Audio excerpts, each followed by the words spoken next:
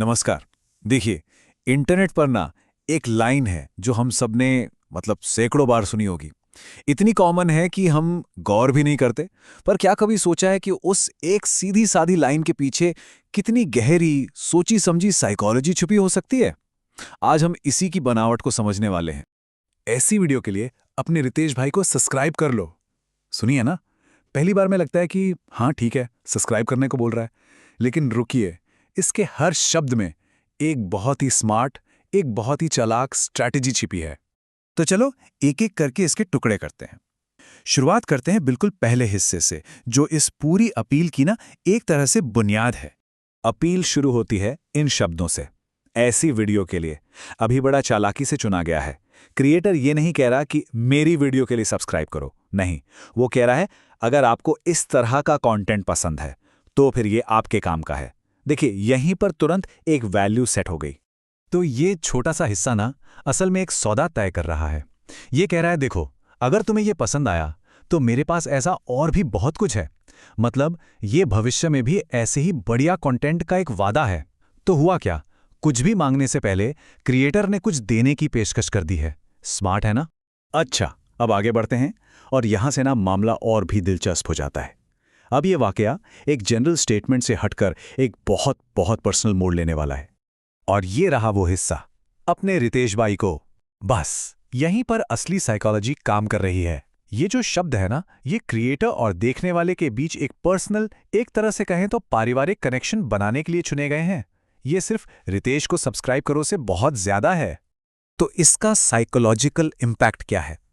देखिए, भाई शब्द ये सुनते ही एक भरोसा, एक अपनापन महसूस होता है ना? और जब इसके साथ अपने जुड़ जाता है तो ये रिश्ता और पक्का हो जाता है। मतलब ये सिर्फ मेरा भाई नहीं, ये हमारा भाई है। बस इसी एक पल में एक नॉर्मल व्यूअर जो है वो एक कम्युनिटी का हिस्सा बन जाता है। इस चीज को समझने के लिए एक प्रॉपर टर्म भी है। इसे कहते हैं पैरा सोशल रिलेशनशिप। ये एक ऐसा एक तरफा रिश्ता होता है जहां देखने वाले को लगता है कि वो क्रिएटर को पर्सनली जानता है, एक जुड़ाव महसूस करता है, भले ही वो कभी मिले ना हो। ये पूरा का पूरा कनेक्शन अपनेपन और जान पहचान की फीलिंग पर ही तो बनता है।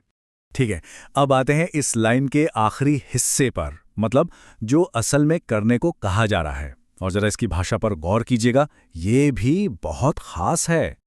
और आखिर में आता है एक्शन, सब्सक्राइब कर लो।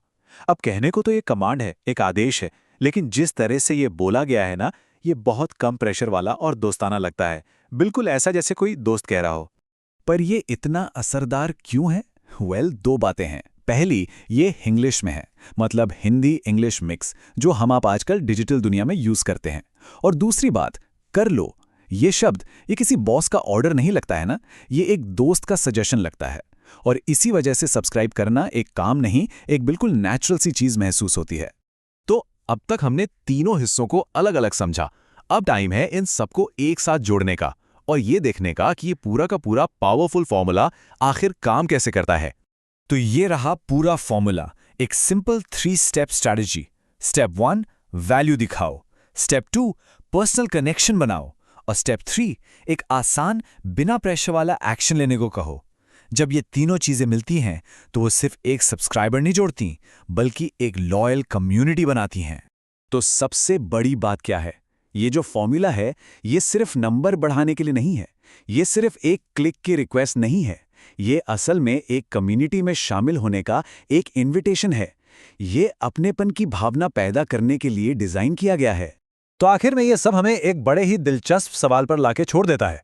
अगली बार जब कोई सब्सक्राइब बटन दबाए तो जरा सोचिएगा, क्या वो सिर्फ एक बटन दबा रहा है या फिर वो एक नए डिजिटल रिश्ते में, एक नई कम्युनिटी में कदम रख रहा है?